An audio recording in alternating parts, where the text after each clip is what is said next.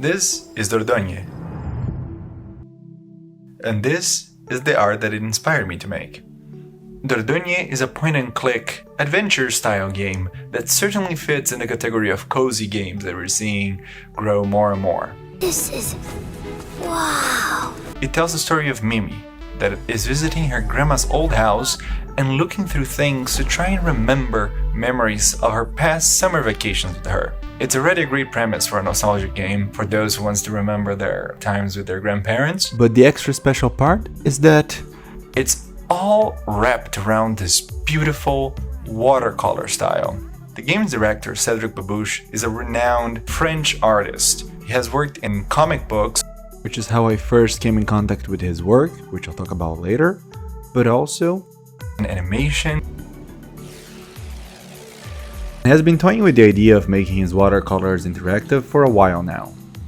I was fortunate enough to meet him about 6 years or so ago and see some of his work. Le Chant du Cygne. I'm butchering these words in this video. This beautiful story about the World War, all in watercolor. Even though he still barely know any French at the time, I just had to buy these books and talk to him and understand more of his process, and this opened me to the world of watercolor. And while I was in there for those 3 months, it's what I lived and breathed, and then that kind of faded away. This year too, a thing that went away was my grandfather, and I did not expect the game story to deal with stuff like that, so light trigger warning if that's a sensitive topic for you. But for me, my grandfather was also a painter, and these memories of spending my summer times with him and my grandma, these nostalgic memories of my time in Southern France and watercoloring and seeing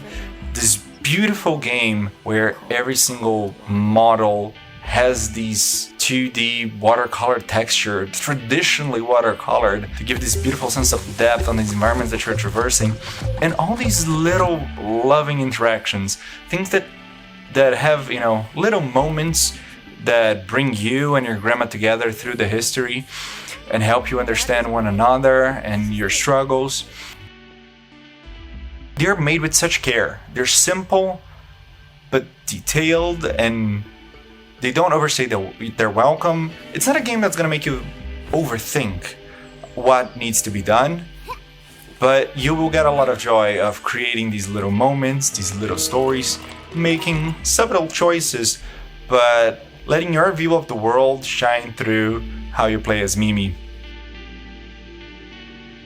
It's not a very long game, but I guarantee you that it's a worth ride. Whether you're gonna look for a interesting, nostalgic story, whether you're an artist looking for artistic inspiration, or you just want palette cleanser after hundreds of hours in Tears of the Kingdom, do like me, pick up this game, get inspired,